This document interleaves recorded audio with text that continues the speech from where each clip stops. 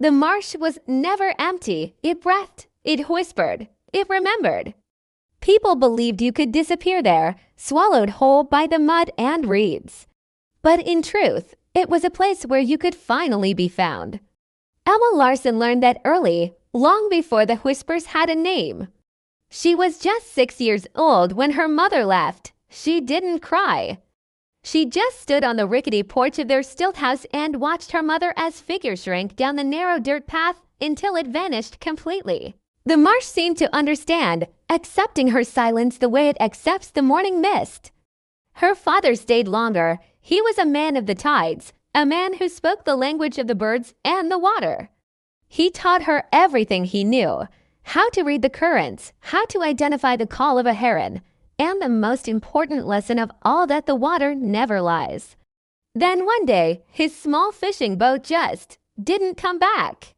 The vast expanse of water that had given them life took him away. And so Emma was alone, a child living in a house that smelled of salt, damp wood, and the slow passage of time. The nearby town tried to help. At first, neighbors would leave casseroles on her porch steps. The sheriff would check in. But soon, the visits became less frequent. It was just easier for them to label her wild, the marsh girl, than to confront the unsettling truth that she was surviving, even thriving, without them. So Emma grew, and the marsh became her mother, her father, her only family. She didn't keep a diary. She kept notebooks, dozens of them, filled not with feelings, but with facts, observations, sketches of wading birds, diagrams of root systems snaking beneath the water's surface, notes on the changing seasons. She studied the world around her with a scientist's precision. In one of them, she wrote, "The marsh doesn't reject those who listen." She documented loneliness not as a curse to be endured, but as a choice, a state of being. That quiet, ordered world, the one she had so carefully constructed, changed the day Luke Morrison arrived. He showed up at the start of summer, the new ranger's son.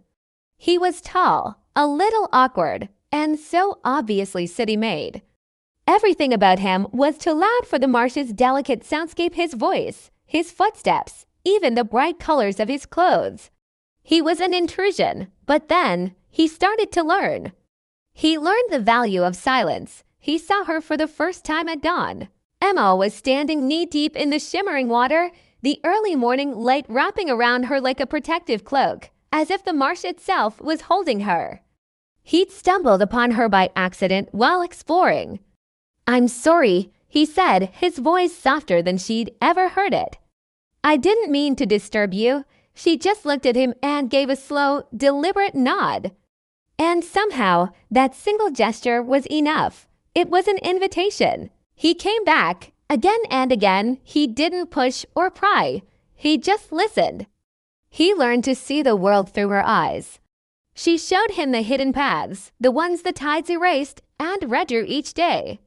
She taught him the names of the plants her father had taught her. In return, he didn't treat her like a curiosity.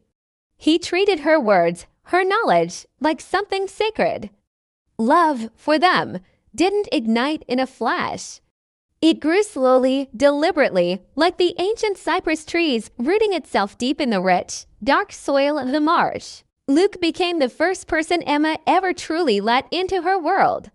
He was the only one she allowed to read her notebooks. He'd sit for hours, poring over her sketches and observations, fascinated. She, in turn, would listen to his stories of the city, a place so loud and crowded it sounded like another planet to her.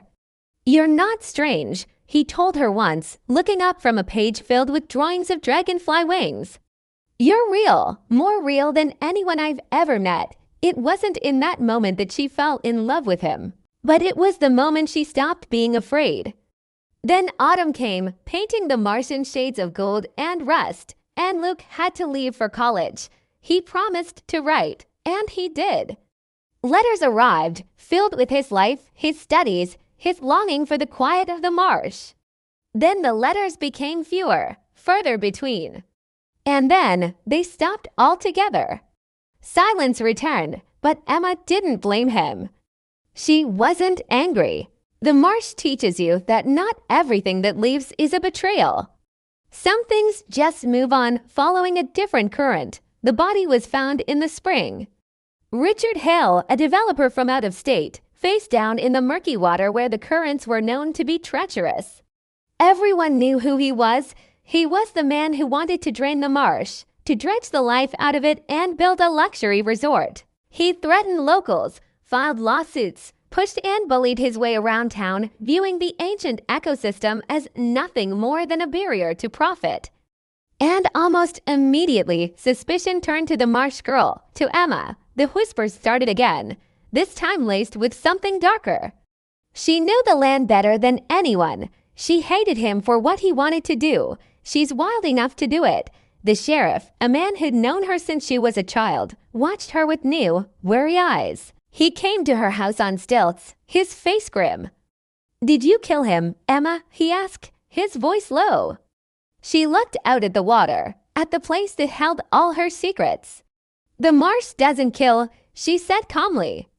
"It just returns what doesn't belong." The investigation dragged on for months. The town was a pressure cooker of gossip and accusation. But Emma remained steady. She cooperated fully, answering every question. She drew them maps, explaining the powerful tides, the hidden undertows, the specific places where a single misstep in the dark could be your last. And her notebooks, her lifelong observations, suddenly mattered more than ever. They became her alibi. They showed Holly's repeated, unauthorized visits to the marsh, his impatience with the terrain, his complete refusal to listen to warnings about its dangers. The evidence slowly, painstakingly pointed to the truth. It was a tragic accident. Hale, arrogant and dismissive, had gone out alone at high tide and had been caught by the very nature he sought to destroy. There was no sign of a struggle, no evidence of foul play, but the town wanted a monster. And for a while, Emma nearly became one in their eyes. Then, on the day of the final hearing, the day her fate would be decided, he returned. Luke, he walked into the small, packed courthouse and saw her immediately calm, a little broken, but still so undeniably strong. He looked older, the city etched into his features, but his eyes were the same. After it was all over, he found her by the water's edge. "I was afraid," he admitted, the words catching in his throat. "Of your depth, of how much I felt, of what it meant. So I ran." Emma was quiet for a long time, watching a heron take flight from the reeds. She finally turned to him, a faint smile on her lips. "The marsh forgives those who return honestly." Emma was officially cleared of all suspicion. In the wake of the investigation, a new appreciation for the wetlands blossomed. The marsh was designated as protected land, safe from developers forever, and Luke stayed. He didn't run this time. Together, they built a new house, a little bigger than her first, but still humble, facing the water. Their love wasn't loud or dramatic. It was quiet, steady, and resilient, the kind that survives storms. Years later, sitting on her porch, Emma would sometimes still write in her notebooks. One entry read, "People think nature makes us strong. It doesn't. It just reminds us we already survived." And out on the water, beneath the vast, open sky, the marsh held their story, and the water remembered their names. Thank you so much for watching. If this story resonated with you, please consider liking the video and subscribing to the channel for more content like this. We'll see you in the next one.